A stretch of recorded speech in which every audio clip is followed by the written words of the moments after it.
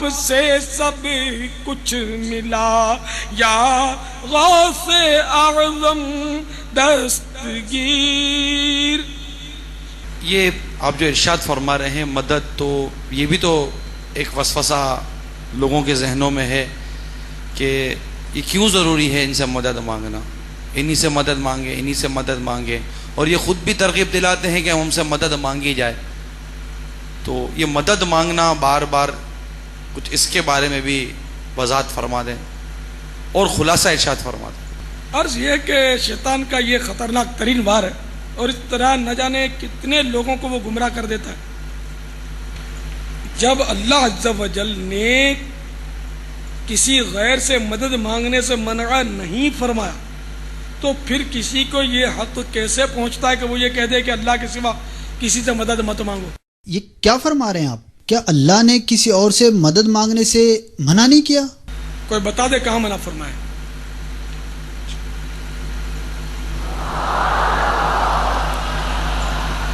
کرچے ایسی آیتیں ہیں جن سے استدلال ہو سکتا ہے، لیکن وہ استدلال جو ہے وہ غلط ہے، اس لیے کہ دوسری آیتوں سے ورنہ تضاد پیدا ہوگا، اور کہیں بھی قرآنی آیات میں تضاد نہیں.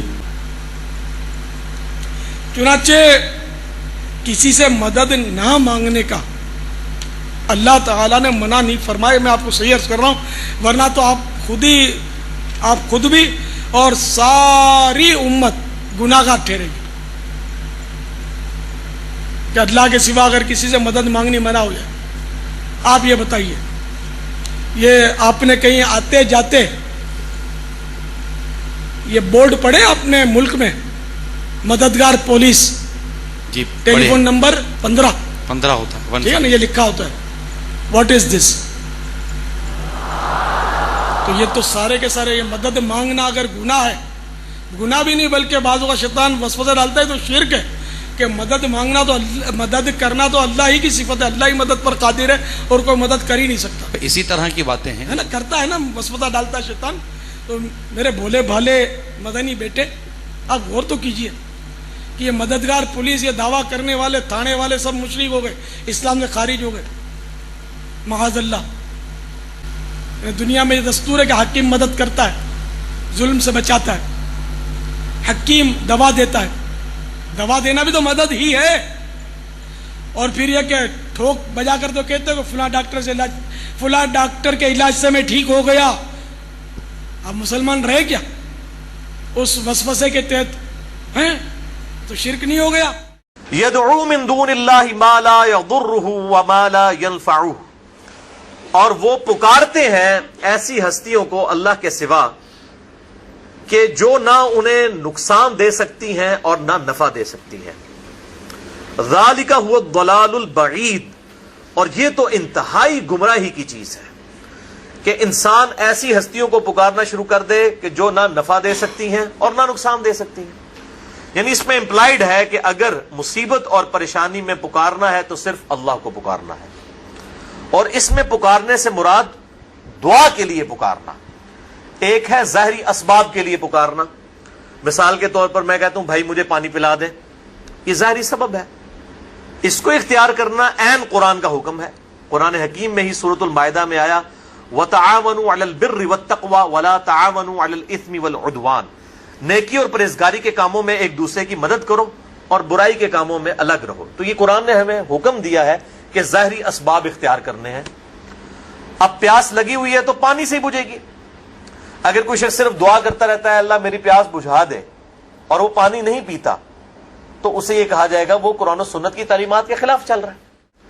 اب وہ استعانت اور غیر اللہ کو پکارنے کے ایشو کے اوپر انہی چیزوں کی پلی لیتے ہیں اور لوگوں کو غلط طرف مائل کرواتے ہیں. وہ کہتے ہیں دیکھیں جی یہ لوگ کہتے ہیں اللہ کے علاوہ کسی کی مدد نہ مانگی جائے، تو جب آپ بھوکے ہوتے ہیں تو اللہ سے کھانا مانگتے ہیں، جا کے امی سے روٹی مانگتے ہیں کہ جی روٹی آپ امی سے مانگیں گے کہ اللہ سے مانگیں گے؟ اچھا جب آپ بیمار ہو جاتے ہیں تو ڈاکٹر سے جا کر دوائی لیتے ہیں یا اللہ تعالیٰ سے دوائی مانگتے ہیں؟ تو ڈاکٹر کے پاس جانا شرک نہیں، تو ولی اللہ کے پاس جانا بھی شرک اونچی نہیں ہے. ہاں کوئی یہ سمجھے کہ یہ ولی خود سے کرتا ہے تو یہ غلط ہوگا اور یہ ہمارا عقیدہ نہیں. مگر میں لوگوں سے سنتا ہوں، جی میں بیمار ہو گیا تھا، ہسپتال گیا، ڈاکٹر صاحب نے علاج کیا، میں ٹھیک ہو گیا، ڈاکٹر صاحب نے ٹھیک کر دیا. مریض کو لے کے جاتے ہیں، ڈاکٹر صاحب ٹھیک کرو، کہتے ہیں یا نہیں؟ کرنے والا ٹھیک کون ہے؟ اس کو کیوں کہہ رہے ہیں؟ جب قرآن کی آیت پڑھتے ہو ایاک نعبد و ایاک نستعین، پھر ڈاکٹر کو کیوں کہہ رہے ہو؟ چور آ جائے تو پولیس کی مدد، مقدمہ بن جائے تو وکیل کی مدد، ووٹ لینا ہو تو بندوں کی مدد، چندہ لینا ہو تو بندوں کی مدد، کیونکہ چندہ خدا سے نہیں ملتا. اس وقت ان کو فتوے یاد نہیں رہتے، ہر ایک کے دروازے پہ جاتے ہیں. کھالیں لینی ہو تو بندوں کی مدد، نوٹ ووٹ بندوں سے لیتے ہو. میں اگر ولی اللہ کے پاس جاؤں، اس سے کوئی مدد مانگوں تو فتوے لگاتے ہیں. تو میرے بھائیوں یہ تو اسباب ہیں، اسباب کا تو قرآن میں حکم ہے، وَتَعَاوَنُوا عَلَى الْبِرِّ وَالتَّقْوَى وَلَا تَعَاوَنُوا عَلَى الْإِثْمِ وَالْعُدْوَانِ. نیکی اور پرہیزگاری کے کاموں میں ایک دوسرے کی مدد کرو اور برائی کے کاموں میں الگ رہو. ظاہری اسباب تو آپ کافر سے بھی اختیار کر سکتے ہیں. نبی صلی اللہ علیہ وسلم سے اوپر تو کوئی نہیں ہے نا مخلوقات میں. چلیں ہمیں تو یہ کہیں گے نا جی کیونکہ ہمارے سے اوپر بھی اور ہستیاں ہیں، ہم اللہ تعالیٰ تک ڈائریکٹ نہیں پہنچ سکتے. نبی تو ڈائریکٹ اللہ تک پہنچتا ہے نا. تو صحیح بخاری اٹھا کے دیکھیں، آپ صلی اللہ علیہ وسلم کی وفات اس حال میں ہوئی کہ آپ کی زرہ گندم کے عوض گروی رکھی ہوئی تھی ایک یہودی کے پاس. یعنی آپ نے اپنی زرہ گروی رکھ کر یہودی سے گندم لی ہوئی تھی ادھار کے طور پر. یہ صحیح بخاری میں حدیث موجود ہے. تو آپ صلی اللہ علیہ وسلم نے تو یہودی سے بھی مدد مانگی ہے. تو یہ تو ظاہری اسباب ہے، لیکن انہوں نے یہ نہیں کہا المدد یا یہودی میری مدد فرمائیے. یہ تو نہیں آپ صلی اللہ علیہ وسلم نے کہا. آپ نے کبھی یہ بھی نہیں کہا کہ اے جبرائیل المدد میری مدد فرمائیے، آپ تو فرشتوں کے سردار ہیں. کبھی نہیں کہا. تو کس طرح پبلک کو دھوکہ دیتے ہیں؟ ظاہری اسباب تو ہمارے محبوب صلی اللہ علیہ وسلم نے خود اختیار کیے ہیں. یہ معاملہ اور ہے، غائب میں مدد کے لیے پکارنا خالصتاً شرک ہے اللہ کے علاوہ کسی اور کو، اور وہ ہے دعا. ایاک نعبد و ایاک نستعین. اے اللہ ہم عبادت بھی صرف تیری ہی کرتے ہیں اور غائب میں مدد کے لیے صرف تجھی کو پکارتے. اپروپریٹ ٹرانسلیشن بنے گی غائب میں مدد کے لیے، ظاہری اسباب میں نہیں، غائب میں مدد کے لیے. اور قرآن حکیم نے اس ایشو کے اوپر بڑی کلیئر کٹ تعلیمات ارشاد فرمائی ہیں. عبادت کے اندر فی نفسی ہی اس طرح کا شرک اس امت میں نہیں آیا جس طرح کے اگلی امتوں میں تھا، لیکن پکارنے میں وَإِيَّاكَ نَسْتَعِينُ جو عبادت کی اعلیٰ ترین شکل ہے یعنی دعا، اس میں آیا ہے. اس لیے قرآن حکیم نے سب سے زیادہ پکارنے پر زور دیا ہے. یہاں پر بھی آپ دیکھیں سورۃ الحج کی آیت نمبر 12 میں آیا یدعو من دون اللہ، یہ پکارتے ہیں اللہ کے علاوہ ما لا یضرہ وما لا ینفعہ، ان ہستیوں کو جو کہ نہ تو نفع دے سکتی ہیں اور نہ نقصان دے سکتی ہیں. ذالک هو الضلال البعید، یہ تو انتہائی دور کی گمراہی ہے. یعنی پستی کے اندر انسان گر جائے نا تو اس قسم کی حرکتیں کرتا ہے. کوئی عقل مند آدمی یہ حرکت نہیں کر سکتا کہ وہ اللہ کے علاوہ کسی اور ہستی کو دعا کے لیے پکارے. تو یہ گمراہی اپنے عروج پہ ہونا تو انسان اس قسم کی حرکتیں کرتا ہے. اور آپ دیکھ لیں یہ علماء کس طریقے سے لوگوں کو گمراہ کر رہے ہوتے ہیں. اور میں نے اگلے دن ایک وہ پوسٹ مجھے کسی نے بھیجی، فیس بک پہ لگی ہوئی تھی، ای میل کیا امیج کہ جی وہ ایک شخص جو ہے اس کا دکھایا کہ جی وہ ہاتھ بس ڈوبنے کے قریب ہے، ایک ہاتھ ہی باہر ہے، اور نیچے لکھا ہوا کہ جی یہ جو صاحب ہیں یہ ایسے شخص کے والد ہیں کہ جن کا بیٹا کہتا ہے اللہ کے علاوہ کسی کو مدد کے لیے نہیں پکار سکتے. تو یہ پکارتے رہے، پکارتے پکارتے جب یہ پکارنے لگے اپنے بیٹے کو مدد کے لیے تو بیٹے نے کہا کہ ابا جی اللہ سے مدد مانگنی چاہیے، غیر اللہ سے مانگنا شرک ہے، اور اسی دوران وہ ڈوب گئے. آپ دیکھیں. تو میں اسے پوچھتا ہوں کہ آپ جن بزرگوں کو پکار رہے ہیں، آپ کے والد صاحب کو اگر تیراکی نہ آتی ہو، ہم ان کو دھکا دیتے ہیں پانی کے اندر، دریا بھی ہمارے قریب ہے، تو وہ شیخ عبد القادر جیلانی کو پکار لیں اس وقت، وہ ان کی مدد کو آ کے بتائیں. چلو اللہ کو تو چھوڑ دو نا، اللہ تو مدد نہیں کر سکتا نا، پہلے تو بزرگوں تک پہنچنا نا. تو وہاں جو دریا کے کنارے کتنے مزار ہیں، ان مزار والے بزرگوں کو پکارے نا کہ بچائیں. اور میرے بھائیوں یہ ظاہری اسباب کا معاملہ ڈیفرنٹ ہے. یہ تو ہمیں اللہ نے حکم دیا ہے کہ ظاہری اسباب اختیار کرنے ہیں. وہ تو ہمارے پیغمبر نے بھی اختیار کیے ہیں صلی اللہ علیہ وسلم. ان سے اوپر تو کوئی نہیں تھا نا. ان کو تو یا غوث الاعظم مدد کہنے کی ضرورت نہیں تھی نا. وہ تو ڈائریکٹ اللہ کے ساتھ تھے. پھر انہوں نے یہودیوں کے پاس کیوں زیرہ رکھوائی اپنی گروی؟ تو ظاہری اسباب اختیار کرنا اور چیز ہے اور غائب میں مدد کے لیے پکارنا اور چیز ہے. غائب میں مدد کے لیے پکارنا خالصتاً شرک ہے. اور اس حوالے سے وہ آیت بڑی اہم ہے جو 20ویں پارے میں آپ کو پہلے صفحے کے اوپر وہ آیت نکلے گی.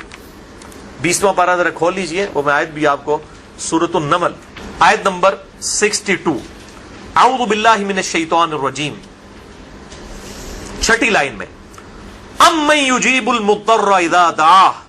بھلا بتاؤ تو کہ کون ہے ہستی وہ جو اضطراب اور پریشانی میں گھرے ہوئے شخص کی فریاد کو، دعا کو سنتی ہے. وہ یکشف السوء اور وہ اس سے برائی بھی دور کر دیتی ہے. وَيَجْعَلُكُمْ خُلَفَاءَ الْأَرْضِ اور وہی ہستی ہے کہ جو تمہیں اگلوں کا خلیفہ کرتی ہے دنیا پر.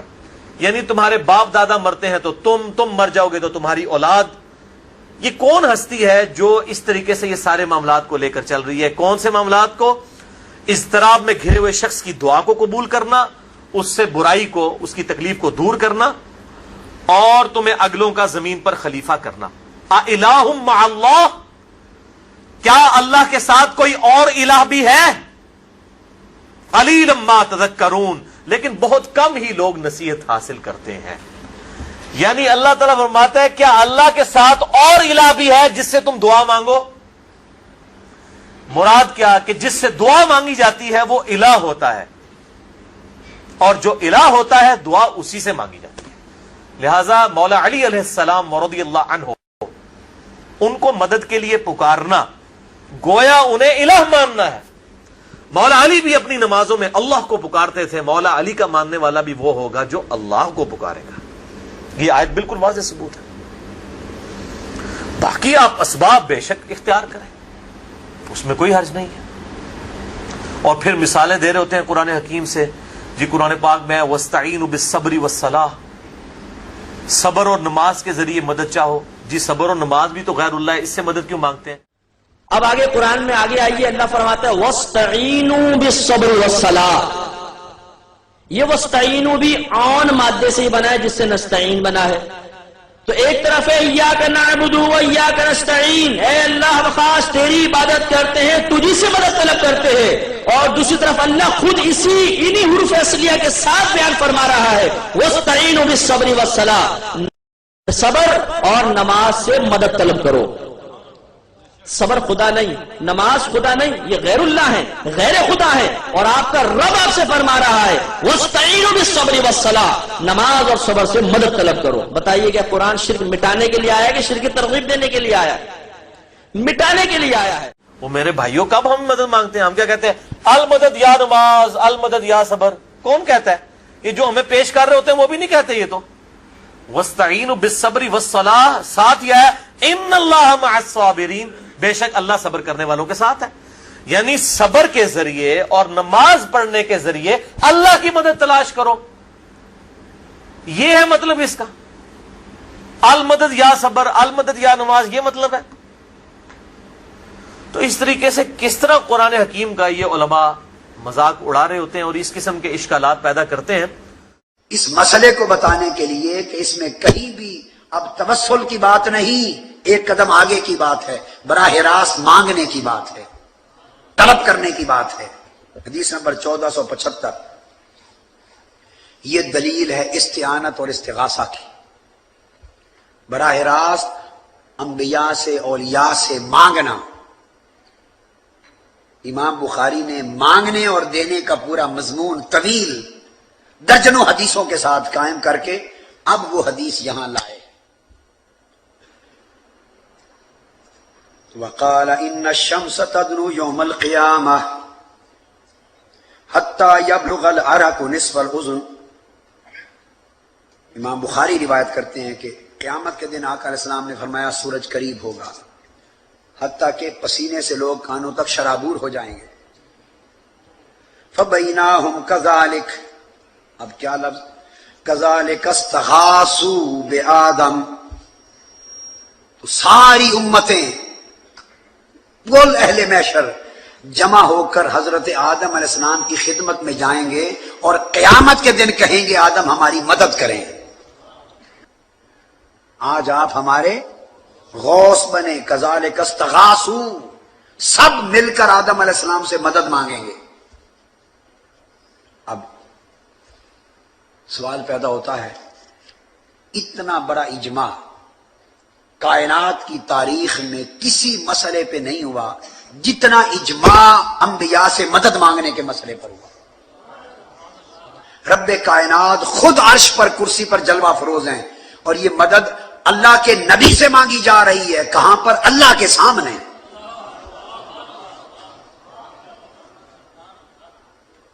اور بتا کون رہا ہے؟ تاجدار کائنات بتا رہے ہیں۔ وہ یہ نہیں کہیں گے بھئی اللہ سامنے بیٹھا ہے عرش پر، اللہ کے ہوتے ہوئے نبی سے مدد مانگنے جا رہے ہو، اتنا بڑا شرک، اتنا بڑا شرک۔ قیامت کے دن اگر یہ شرک ہے تو کل امت مشرک ہو گئی، معاذ اللہ، استغفر اللہ۔ تو پتہ چلا کہ انبیاء سے مدد مانگنا یہ محشر کے دن کی سنت ہے،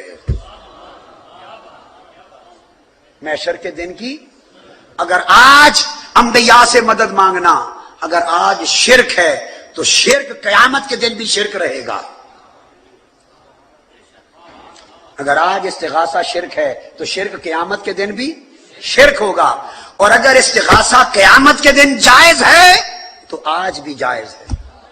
پھر آپ صلی اللہ علیہ وسلم فرمانے لگے قیامت کے دن میں سب لوگوں کا سردار ہوں گا، سب کا ریپریزنٹیٹو ہیڈ۔ تمہیں معلوم ہے کہ وہ دن کیسا ہوگا؟ اس دن دنیا کے شروع سے لے کر قیامت کے دن تک ساری خلقت ایک چٹیل میدان میں جمع کر دی جائے گی، اور ایک پکارنے والے کی آواز سب کے کانوں تک پہنچ سکے گی، اور اگر کوئی شخص ایک نظر سے دیکھے تو اسے ساری مخلوقات نظر آئیں گی۔ چٹیل میدان، سورج بالکل قریب ہو جائے گا اور لوگوں کی پریشانی اور بے قراری کی کوئی حد نہ ہوگی۔ قرآن میں ہے نا 50,000 سال کا دن ہے یہ قیامت کا، اور حالت برداشت سے باہر ہو جائے گی۔ لوگ آپس میں مشورہ کریں گے اور کہیں گے کہ ہماری کیا حالت ہے، کیا کوئی ایسا مقبول بندہ نہیں کہ جو اللہ کے حضور ہماری شفاعت کر سکے؟ لیکن یہ بات یاد رکھیے گا، یہ ظاہری اسباب ہے۔ آج لوگ کہتے ہیں جی فلاں بزرگ جو دنیا سے جا چکے ہیں جی، قیامت کی مثالیں دے کے کہتے ہیں جی وہ شفاعت وہاں سے نہیں۔ آپ صلی اللہ علیہ وسلم دنیا میں سامنے موجود ہوں، ہم اپنا ہر مسئلہ آپ کے پاس لے کے جائیں، لیکن اب ہماری آپ کے ساتھ کمیونیکیشن نہیں ہو سکتی۔ درود شریف ہمارا آپ صلی اللہ علیہ وسلم تک پہنچ رہا ہے، نماز میں بھی پڑھ رہے ہیں، السلام علیکم ایھا النبی، بخاری اور مسلم کی حدیث ہے، جب تم پڑھو گے اللہ تعالیٰ تمہارا سلام میرے تک پہنچا دے گا، تمام نیک بندوں تک پہنچا دے گا۔ لیکن آج کمیونیکیشن نہیں ہو سکتی، کیونکہ میں اس لیے بات کر رہا ہوں کہ احمد بریلوی صاحب نے اسی کے اوپر ایک شعر لکھ دیا ہے، آج لے ان کی پناہ، آج مدد مانگ ان سے، پھر نہ مانیں گے اگر قیامت میں تو مان گیا۔ یعنی قیامت والے دن اگر حضور صلی اللہ علیہ وسلم سے شفاعت مانگے گا تو وہ قبول نہیں ہوگی، ادھر مانگنی شروع کر۔ تو اب انہوں نے خود ایک نظریہ امت میں انجیکٹ کر دیا، اور پھر اس کی بنیاد کے اوپر یہ معاملات کرنے شروع کر دیے۔ حالانکہ شفاعت کس سے مانگنی ہے؟ اللہ سے، وہ آگے آ بھی رہی ہے، اور اس کا طریقہ بھی اللہ کے محبوب صلی اللہ علیہ وسلم نے تعلیم فرما دیا۔